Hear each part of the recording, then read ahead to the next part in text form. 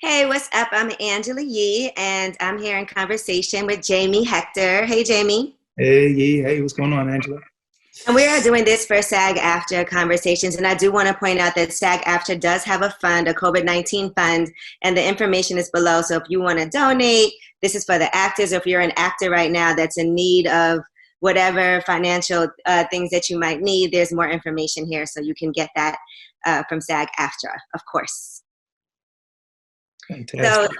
Jamie, first, of course, I got to ask, how are you doing? Because you know it is a different day and age right now. We're both in our respective homes doing this conversation. So how is quarantining going for you? Yeah, thanks for asking, Angela. It's going pretty well for me. Unfortunately, I have some very close friends and family that was affected by COVID. So, and just, staying away from the news now because it's been a lot. It's been really heavy. Right, But dealing with that and dealing with home, my kids keep me occupied, my 3-year-old and a 10-year-old. right. Homeschooling, well, that online process. But fortunately, her school made it real easy, but he is just turned up. So I'm having a good time with him, and I'm really busy with him.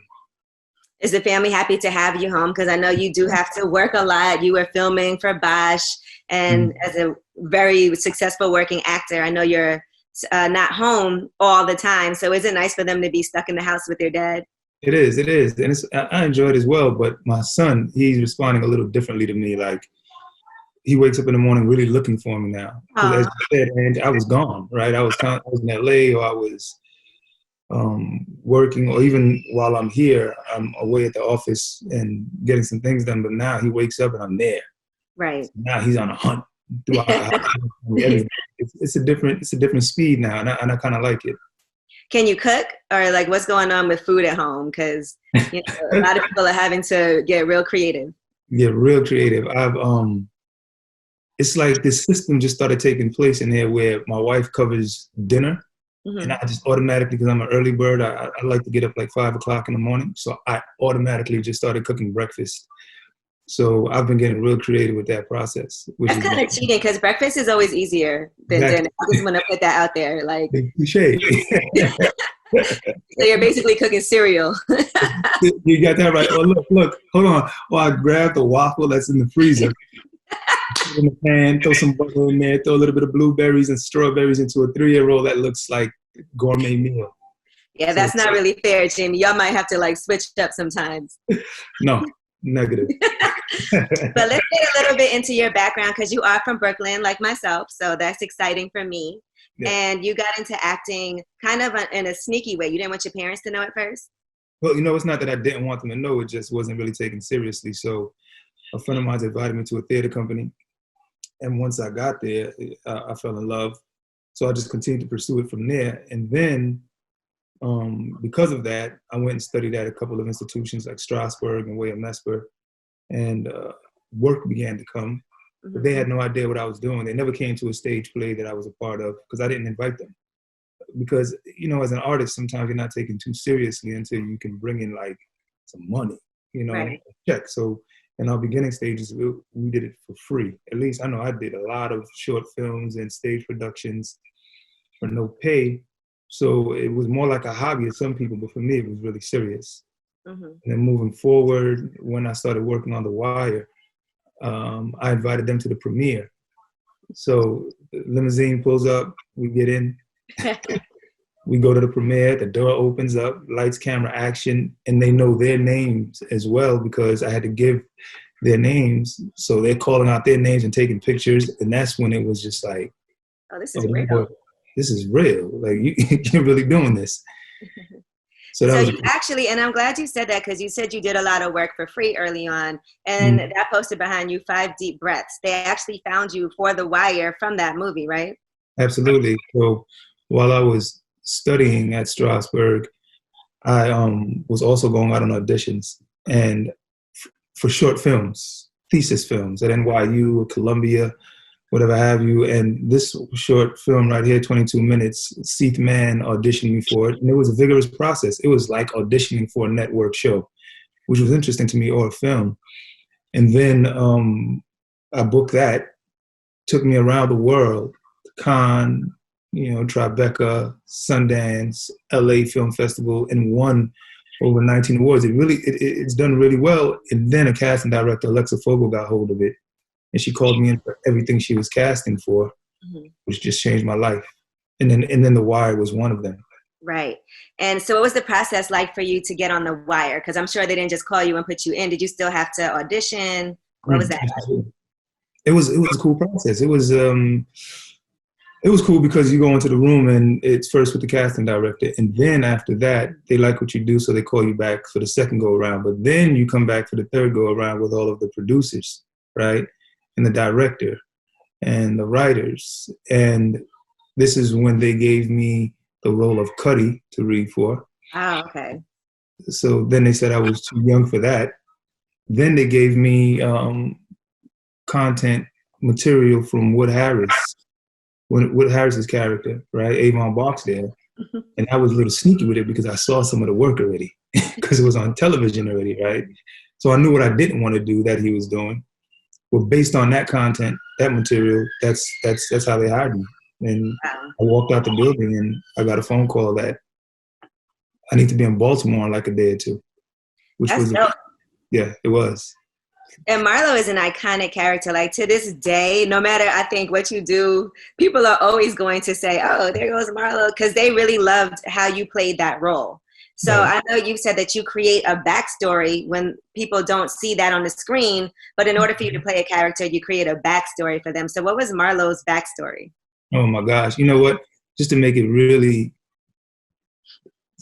not to simplify it, but it was very similar to Michael's background story. Young, hanging around elder guys in the community, absent parents,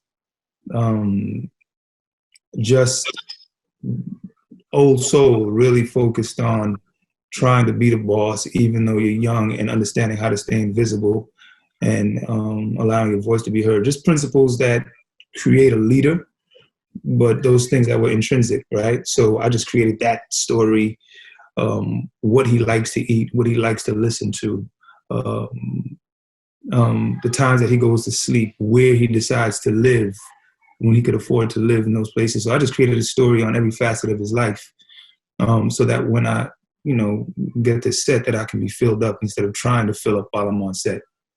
What kind of music was Marlo listening to? Silent Murder by Nas. You know that song? It's silent. Was it the line of CIA that took out Malik Shabazz? That song right there. Right. I like that. A lot of, not a lot of, but Nobody Likes Me, 50 Cents. Makes sense. Yeah, I would think for that as well. The lyrics spoke to you so that you could prepare yourself when you leave. Right. So he wasn't listening to go-go music at all, huh? Not at all. He wasn't doing As a matter of fact, yeah, Jamie did though, doing the butt, but not not Marlo. Not at all. So when you're filming, right, because you came in season 3, is that correct? Do you know, like, for each season, do you only get the script for what you're about to film, or do you know what's actually the arc of, like, everything that's going to happen, if you'll make it to the end of the season? Do you know that in advance, or are you learning as the character is learning? I'm learning as the character go along, but what's cool about the team that puts you in position, or the producers, Ed Burns, David Simon, Nina, because they want you to fill the story up, sometimes they hit you with nuggets. So along the way, Ed would tell me, you're going to last till the end, or this is what's going to happen over here. And, sometimes, a lot of times as an actor, you also want to make sure that you're on point with the storyline, that you're moving in the direction that they want you to move. So you want feedback, and always the feedback is you're on course. So just keep going that course.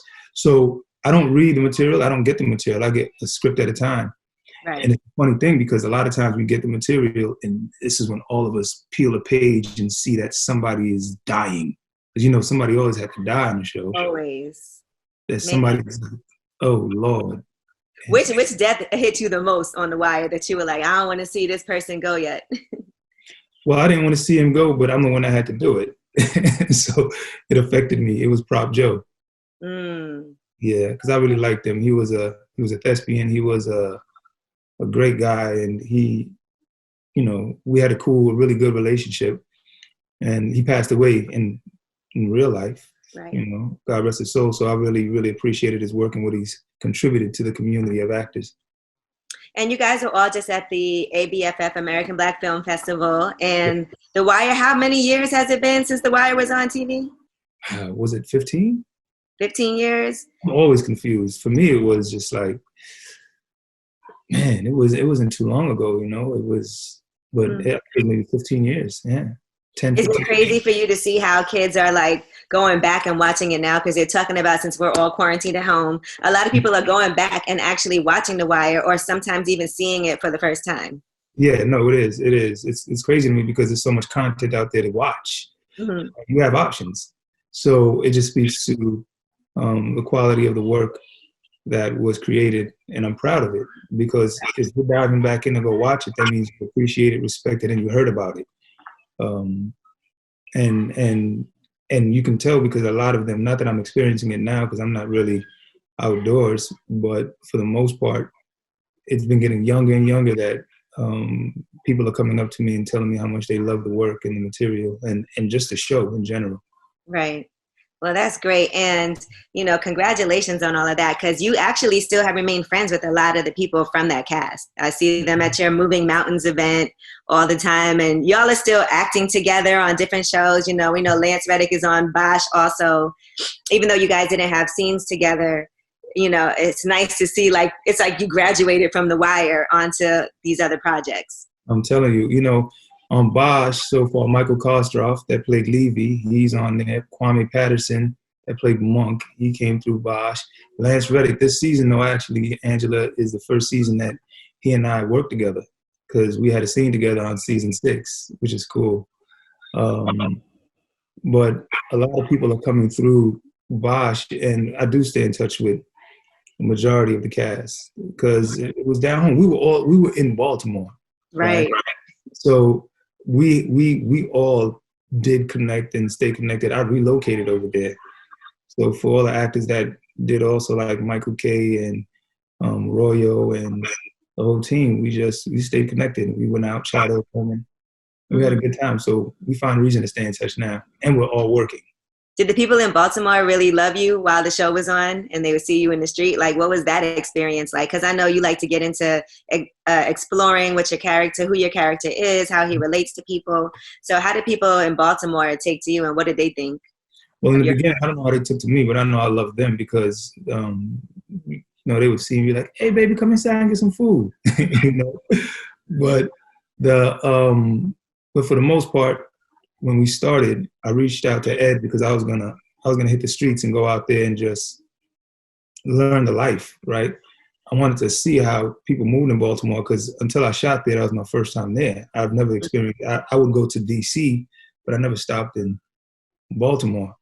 And when I told him, I said, listen, I'm gonna go out nightlife, or just go out in the daytime in the community and just really try to get to know the people. And he was like, nah, don't do it.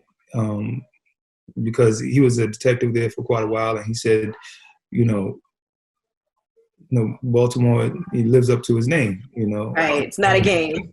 It's not a game, So I said, all right, cool. But other than that, the people that I would meet in the area that I was in, they truly showed a lot of love. And you got to hang out with Snoop. I'm sure she took you out. Yeah, went to her house, cooled out in her neighborhood, and Snoop, she got it on lock. So I was good. She got you the pass so you could go. The pass in Baltimore. I cover her when she comes to Brooklyn. She come over that bridge.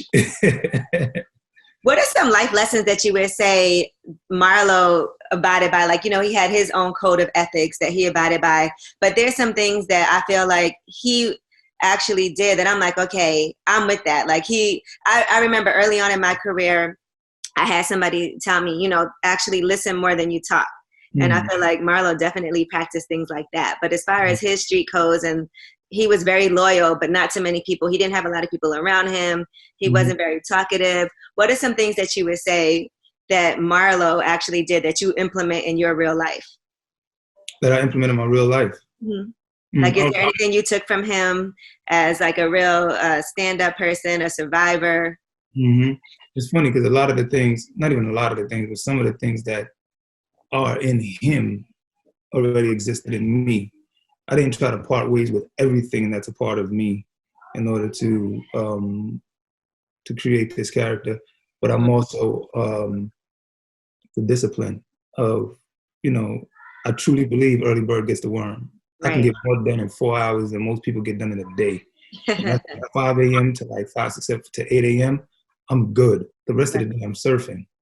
And also just keep your circle tight, in regards to the people that, and not a lot of yes men around you, but people that know, they're not going to tell you yes when it's wrong. They're going to really pull your coat and let you know you're moving in the right direction, or you shouldn't go this way, you should go that way. Finance, economics, it's like money, how he knew how to manage his money outside of a bank. But in terms of that, for me, it was always, that was a lifestyle for me. And a lot of other things also just, but we are also not very similar in a lot of ways, I hope but, not. Yeah. But I'm telling you, I hope not too. But for the most part, a lot of the ways that he decided to run his business and keep it supply and demand, and make sure that everything is running according to plan. Right. And I share a lot of those similarities. It's funny because I know people would say that your character on Bosch, right, Jerry Edgar is nothing like Marlo and is kind of an opposite, but I feel like a lot of their behaviors are kind of similar, because I do feel like Jerry was a very loyal person and he was super loyal to Bosch. And just certain, like, he doesn't also waste his words either. There's certain things that Jerry, and he was always kind of cool and calm. I really only saw Jerry lose his cool one time, and that was at the end of season 5, when he got in the car and he just lost it for a second. Right. Very true. That's true. He turned around and you compare the two, and you realize that if Marlo had been given an opportunity or a family structure that was different from what he had, he might have grew up to be like Jerry. His moral compass would have been different, right? He would have been moving in a direction to help people on a larger scale. So Jerry, he's determined to do what's right. He's also disciplined and leaning in a direction that is 100% get the work done, but also understands how to play and enjoy life and shop and be creative in his own way. And Jerry loves family. His family is important to him, but they are similar. They do. I think most of us share great similarities, right? Our personalities might be different, but our needs and everything, they're very similar, but it's just, but they do share a lot in common. I would say I agree with you on that. What hurt my heart that Jerry did? When it was his son, he was waiting online to get his son, I guess like these sneakers or something from the sneaker store. And Bosch calls him, and I'm like, no, don't get off the line. You got to get your son his present. You've been waiting online all morning for hours. And sometimes, like, family got to come first. But you got off the line and never ended up getting those sneakers for your son. Which is the reason why I feel it compromises family when you're really dedicated to the work that you're a part of, right? Because even though Jerry really believes in balance, he also leans more on the side of work. It's like he's a great detective, might not be the greatest husband, might not be the greatest. He loves family and he's dedicated to it, but his antennas lean more to solving that crime and bringing justice to the family and closure to the family. And it also makes him feel good, especially if it's something that you're interested in. I feel like, when you're interested in something, then you do it at 100% and you do it the best because you find interest in it. And I think he finds interest in solving cases and, just making sure that the people around him are held true also. Like, that's the reason why he gets into really hot discussions with Harry when he thinks he's lying to him or holding something back from him, because it's like, look, I need to know.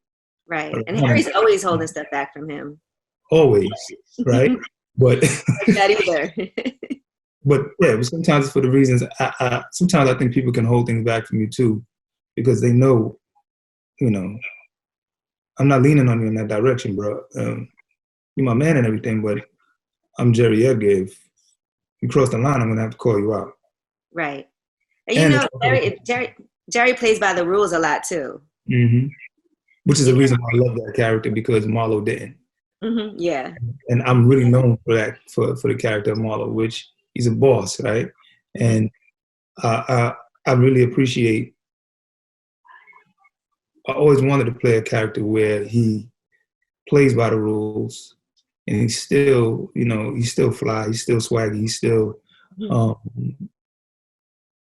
he still listens, right? But I always wanted to play a character that played by the rules, because it's something that everybody kind of shuns nowadays. It's like, I remember when I used I never drank water. When walking around with a bottle of water in Brooklyn you was lame. Yeah, it was bougie. Bougie or something. But now it's the thing, right? So Jerry's always been one to say, look, this is who I am. I don't have a problem with flying right and being purposeful. Right. Jerry's so sharp and fly, he always gets dressed up for everything and can't even run. I was disappointed because I know you work out, and I was watching you try to run and you couldn't keep up with anybody. That was the most difficult bit of acting I had to do in my life. To think that I can't run laps. I was like, look at this struggle. Look at this struggle. Listen, this a fan came over to me and said, come on now. Look at you. You really couldn't run. You really couldn't take off. Angela, that day that we shot that scene, the director had me running so much without a stand-in, because they needed me, because the camera was on my facha, right? It was on my face. And I've never run so much in my life with hard bottom shoes on. Right. And I realized that for me to actually fake it as if I don't know what I'm doing wasn't easy, because I want to, you want to show off. Yeah, I was like, oh my God, I was embarrassed for you. I was like, oh my God. He's standing in the park working out before while I was running. I know he can do better than this. I know, yeah. You might have got a corn that day too, because running back and forth in those hard bottom shoes. This big, ripped the skin off my bone. Now you know what us women have to go through on a daily basis. The price is looking good. I mean, I respect it, but now, Now, since we were talking about backstories for Marlo's character, let's talk about the backstory for Jerry's character, because I feel like we're just now starting to learn more about Jerry Edgar and we get like little bits and pieces here and there, and we kind of have to put it together. But next season, obviously, we're going to learn a lot more about you. You just recently told Harry that your family's from Haiti. He didn't even know that about you, and he was with you all the time. So let's talk about what your backstory is. Well, Jerry Edgar is of Haitian descent and from Haiti also, and relocated to California. He was a guy that was born. It's a funny thing about being Haitian and playing this character. That is one where he has to, like you said, do right or straight and narrow, right? That's kind of like how they raise you in this Haitian culture. It's just, do not embarrass my name. Mm-hmm. Made very clear, like, my name is my name. You represent, my name is my name. You represent me. So when you step outside, I want to hear the neighbors telling me that you helped them with the bag, or like you have a wonderful and amazing son. So that's the kind of lifestyle that Jerry had growing up also. He was always trying to make certain that he did right by his family. In terms of what I wrote down, in terms of his education, in regards to just the kind of person that he was, the fabric of his character, he was just a good guy that is flawed, and he loves to party, and he loves to do the work, and he loves artificial intelligence. He loves everything that requires you to learn and grow and develop. Right. But he's also dealing with the obstacles of family life, which is his wife, because he's somewhat of a playboy. Yes, he cheated on his wife multiple times, we learned from watching the show. So I was like, I can't believe he did that, because you are such a straight and narrow. I would think when it comes to family, right, Yeah. that should translate over. It should, but it usually doesn't, right? Because it doesn't. And for him, it didn't. Because, you know, his, how can I say, I think his love for the work overshadowed, right? Mm-hmm. And when you're out that much, as this character is, you come home and you tend to blame your spouse as a detective. For me, right? So when Jerry's wife wanted to get a divorce or wanted to separate, it was why. So then I started doing research on divorce and separation, and the thing that I learned about it is heart-wrenching, right? Like it's like having two legs your entire life and all of a sudden being amputated, and it's dealing with that emotional stretch. And it's all because Jerry just loves nice cars, he loves clothes, he loves to work hard, and he loves to show it off, and he loves people to tell him that he's sharp. He loves people to address his cufflinks and the fragrance that he sprays on. He loves a quality man and a quality woman. So that's who he is. And he doesn't really want to go home to his ego not being stroked, not making any excuses. But then he goes out and he finds somebody to stroke his ego and make him seem like he's the man. That's interesting. And, you know, since you said you studied divorce and all of that, I think even being a police officer is a whole nother level of what a relationship is, because I would assume she'd always be worried, like, is he going to make it home? Because, I mean, you almost got killed on the series, you know, as well. And that's a real concern. Even you see Bosch dealing with his own daughter and her having to be like, I don't know where my dad is. I don't know what's going on. Is he okay? People tried to kill him today, and all of these things happening. So you never know when something could go down. And I would think that would add to the stress also of having to be a detective or a cop. No, absolutely. I'm sure it does add to the stress, and even more reason why he, you know, tries to find a way to release that stress. Guys will always come up with something, man. Jerry Edgar. Why are you making excuses for Jerry? No. I'm just telling you the truth. Now, you did some ride-alongs before you started filming. Sorry, say it again. This is not Jamie. This is Jerry talking. Yeah. So you did some ride-alongs also, right, before you actually started filming. What was that experience like? Oh, it was pretty cool. So I reached out to a friend of mine that's a DEA federal agent. His name is Ty Butler. And I said, listen, I just got this job, right? And I'm playing a detective. And my description of this detective is he's really smart, computer savvy. He's a good detective. He's dogged, and he's also sharp dresser. Do you have anybody here in New York that I can shadow before I go back to LA?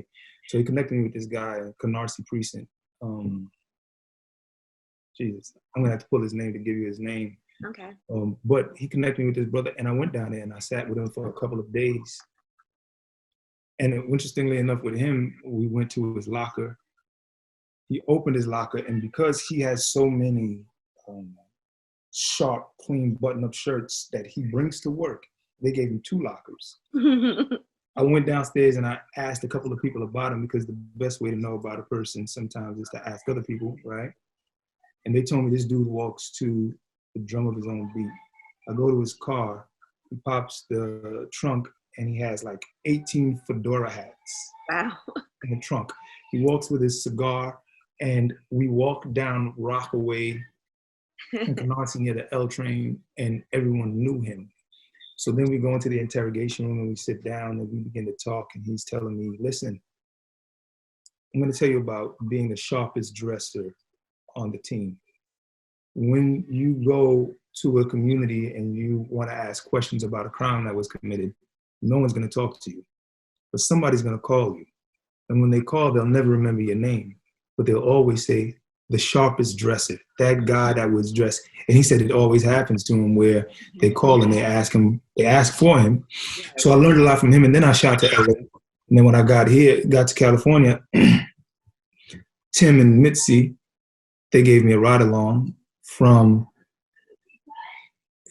Hollywood to Compton, toured that entire area, came back to Hollywood, and that's when he got a call of a crime that was being committed and pulled up and he went into action. And then I had the opportunity to sit there and really watch him transform, because this is something that happens when you got like tunnel vision in the moment. Right. And I watched him transform into that. And then we went to LAPD building, and we went to the simulator where we sat there and then we learned exactly what it would take to, it's a plastic gun. Here's the screen, and somebody has a potential gun. They have their hand behind their back, or they have their hand behind their kid's back, and you got to make a split decision whether to shoot them or not, or let me see your hands. And on many occasions, I got shot because I'm too, Right. He was like just hesitating too much. Like, well, I don't know if it's. Yeah, I'm not shooting a woman. Yeah, that's tough. I don't know if she has a gun behind her back and she's standing there with her son, but she has a drop on me because I'm not the guy that's going to pull the trigger. Right. That's a tough one. Yeah. Well, I wouldn't want to have to do that training at all. I probably wouldn't be able to shoot anybody. Now, would you consider Jerry Edgar and Harry Bosch friends? Because sometimes I feel like there's some loyalty towards each other, but sometimes I'm like, I don't know if they're really friends. Like, they know each other's family, and when, Harry Bosch's ex-wife gets killed and Maddie gets to come to Jerry's house and his ex-wife takes care of her and everything, I'm like, okay, they're tight enough for that. But then at certain times I'm like, I don't know if I could consider them friends. Like, Bosch doesn't have a lot of friends, and it does feel like a business relationship more than anything, the way that you guys have chemistry when it comes to work. But outside of that, I'm not so sure. I consider us friends based on the first call. Mm-hmm. Something happens, first person he's going to call, I trust it would be me, and vice versa. If he calls anybody, because his character is the kind of character that would handle his business on his own, right? With his life on the line. If need be, I think Edgar would be the first person that he would call. Hanging out much. The reason why I don't see that being the case is because I don't think he hangs out. I think he, for the most part, speaking about Bosch, he's entrenched in work. If he's not solving a crime or trying to solve a crime that is on his plate at the moment, then he's digging into cold cases.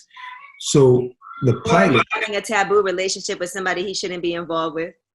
Yeah, exactly. So in the pilot, if you watch the pilot, that first moment I walk onto the roof and I said, look, man, you need a life. Okay. I'm going out with my wife and my family at Cirque du Soleil. You can't put me into a job that I don't want to do. I'm not taking that job. You take it. And if you don't have anywhere to go, anything to do, that's your business, because everything for him is work, work, work, work, work. Mm-hmm. So because of that, I think we are friends. I believe that we're friends outside of this, but we'll call each other when we need each other. First number that we dial is like... One other thing that I find to be a big component of Bosch is media, right? We see the Times reporter always getting involved, trying to be the first person to report on a story, get his sources together. How much do you think that media plays a role in society today? We see even in our real world, like Donald Trump always talking about fake news, and even right now, all this misinformation being put out, people telling us conflicting things. How much can media be trusted in the world of Bosch? Be trusted in the world of Bosch. It's funny because unless your sources are correct, right, in the world of Bosch, you're always fishing. So we don't know how much it can be trusted, but at least I don't know, because I see what they do to actually get a story on Bosch. I forgot my guy's name. He's constantly pushing the envelope of, listen, I'm going to call you first. Right. To let you know I'm about to drop this story. Do you want to say anything to not even clear your name? I'm dropping the story regardless. But is there anything that you want to say to add to it? So as long as it's credible, and the question was, can it be trusted? As long as they're on our side. Right, as long as they're working for you. What about in the real world now? Like, how much do you trust media? Well, there's so much media that's floating around out there right now that's, again, not credible. There's people that think that they know what they're talking about, and they don't. They're just creating their own platforms. And then you really got to dig deep and just consider the source at all times. So if I dig in, I try to dig into the best that I know that's going to really give me it straight, like the New York Times or BBC or the New Yorker. I just try to tap into what's really, who's on the front lines of media that's dedicated to giving us a true story. One thing I do love about BOSCH is the strong female characters. I feel like the women kind of run that show. Go ahead. Which is amazing to me to see women in those positions, because I'm sure as people are watching that, young girls are thinking like, okay, that might be a good, interesting line of work for me to get into. You have Honey, who's a lawyer. You have is she your lieutenant? Yes. Mm-hmm. I forget, there's so many characters, but Maddie even is a strong character. Just Veronica, who got away with murder. To her for that. Yeah, I'm telling you, I was shocked. And listen, I had the live tweet the other night while watching season 2, and I still was shocked. I said, did she really just get away with murder? She sure did, and she's still walking around as fancy as could be with it. In a Bentley driving. Yeah, so those strong characters, I have to definitely give props and credit to Michael Connolly and Eric Overmeyer and the producers and the director, the producers and the writers on the show, because they make it a point to not shove it down your throat, but to make sure that we all know that these characters truly exist. Right. In this melting pot called America, right? We do have judges and lieutenants and sergeants that are women and men, just to make sure that it's also mirrored on the screen, that we see that they exist and that they're strong, but they're not weak. Yeah. Like, I feel like they're setting Maddie up for her own spinoff next. Yeah, right? Next generation. BOSCH Part 2. BOSCH Part 2. Well, we do know that season 6 is coming out this Friday, the 17th, right? And there's going to be a season 7, and that's going to be the final season. Are you sad about it? Oh, man. It's bittersweet, because it's two things, right? I'm sad that it's going to end, but I'm happy that I have this much time in advance to know. Mm-hmm. Walk in and really knock the ball out the park and really get a chance to say hello and goodbye to the team that I've, my family, right? We're going to spend 7 years together. The cast hasn't changed for the most part, except for the guest stars. The crew is the same. The producers, for the most part, on the front line and the back are the same. And we come in there and we work, and the machine is well oiled, and everybody's really professional over there. So I'm definitely going to miss that. And especially because Michael Connolly has like 20 some odd books. So we could have went on for like another. You could have definitely did a lot more seasons. And season 6, what's the plot for season 6? There's somebody that got like some type of chemical that they could blow up all of LA. Over 300 years, right? So now Harry and I, we're chasing a murderer, which leads to some biological chemical warfare that could potentially destroy a certain part of LA for over 300 years, where you cannot live in that area for that long, right? And then you have Jerry Edgar's storyline where his boy that he partnered up with 2 detectives, he gets killed. So I'm trying to solve his case, which leads me to a can of worms of a Haitian warlord that practically ravaged Haiti, and now he's here in LA probably trying to do the same thing. And I'm trying to hunt him down, which forces me to face my demons. And he killed your uncle. He did. He sure did. And the last name Hector. Is that a coincidence or is that on purpose? You know what's really crazy about that? So I was going back and forth collaborating with the writer, with the showrunner, Eric, right? So because my family's from Haiti and I speak fluent Creole, we were talking about the character. We were talking about the dialogue. If this is how you say it, if that's not how you say it, if, in terms of what's really happening. And they wrote the script. I'm flipping through the pages and I'm reading it, the first go, and I bump into that name, Antoine Hector. And I said, that moment stopped me in my tracks, because I said, the material actually affected me. A lot of times you read material and you're putting all of your, I would say it like that, inflections over here. Not that I do that, but some people figure out how they're gonna play the part. And me, I like to have it really just affect me. This really did it because it stopped me. Because while I'm having a conversation with my family and I'm calling them on the phone and asking them about Haiti and things that took place over there, it got tough in the beginning because they remember how painful it was and how dark it was. And I could only imagine some of my family members were affected by that, right? Because it was really bad. So then when I read it, I was like, oh, which led me to actually really having fun playing it because how it affected me. That's dope. Well, I'm looking forward to seeing it. I feel like you're actually going to not be so straight-laced this next season. Something gets personal like that and affects you. Like Harry Bosch been trying to find the killer of his mother all this time. He would do anything, you know, to do that. And it gets emotional when you come face to face with that person. So I can just imagine Jerry Edgar losing his cool. We already saw a little glimpse of that at the end of season 5. So I feel like season 6, we'll see more of that. Absolutely. Yeah, it's going to be fun. I mean, really, it's going to be, I feel like we grow every season, and season 6 is probably going to be the best season thus far. And Jamie, I don't want to get out of here without talking about Moving Mountains, your organization that I think is so amazing, where you are actually teaching kids the arts, and it's a free program. So can you just plug Moving Mountains, because I think people need to know about it. And I know that for me, I was blown away, and I've been at your gala for the past 3 years. Yeah, thanks, Angela. Yeah, and you've been, I mean, a part of Moving Mountains also. Thanks for supporting it in a great way, right? We focus on developing more skills, talents, and abilities in the arts while building character for kids between the ages of 8 and 21. Well, from young artists, I would say. And I employ drama instructors, dance instructors, cinematographers, and vocalists to give 100% of their creative power to these young artists so that they can go out and do something incredible in the world and create something. And we also have a business component so that they don't get duped in the industry, how I did coming up and growing up. Let's do that for next time. Yeah, absolutely. So it's movingmountainsnyc.org, and it's pretty cool. And we've been having this production. This theater company has been alive for 12 years. And it's my baby. I just love it. I love what we're doing. And a lot of those kids have gone on to be in feature productions, on shows and everything. And they are so talented. Like when I get the chance to see them, it makes you want to cry when you're like, oh my God, look at that.